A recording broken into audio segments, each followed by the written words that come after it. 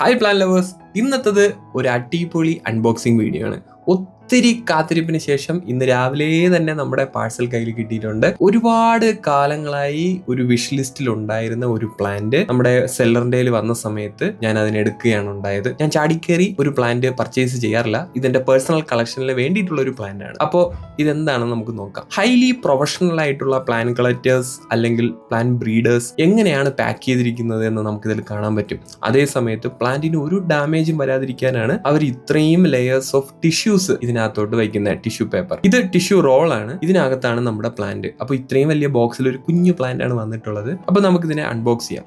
വളരെ സേഫ് ആയിട്ട് ബെയർ റൂട്ടായിട്ടാണ് നമുക്ക് പ്ലാന്റ് വരുന്നത്. ഒരു കാരണവശാലും ഇങ്ങനത്തെ എക്സോട്ടിക് ആയിട്ടുള്ള അല്ലെങ്കിൽ പ്രീമിയം ആയിട്ടുള്ള പ്ലാന്റ്സ് ഒരു കാരണവശാലും പോട്ടി മിക്സോടെയോ പോട്ടോടെയോ ആരും സെൻഡ് ചെയ്യാറില്ല.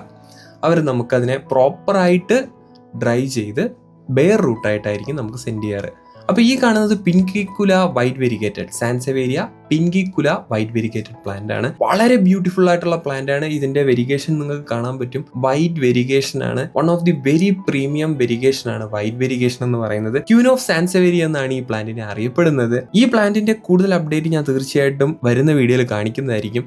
എന്താണ് വെരിഗേഷൻ, എത്ര ടൈപ്പ് ഓഫ് വെരിഗേഷൻസ് അവൈലബിൾ ആണ്, എങ്ങനെ ഒരു അടിപൊളി ക്വാളിറ്റിയുള്ള പ്ലാന്റ് നമുക്ക് സെലക്ട് ചെയ്യാം എന്നതിനെയൊക്കെ പറ്റി ഞാൻ തീർച്ചയായിട്ടും ഒരു വീഡിയോ ചെയ്യുന്നതായിരിക്കും.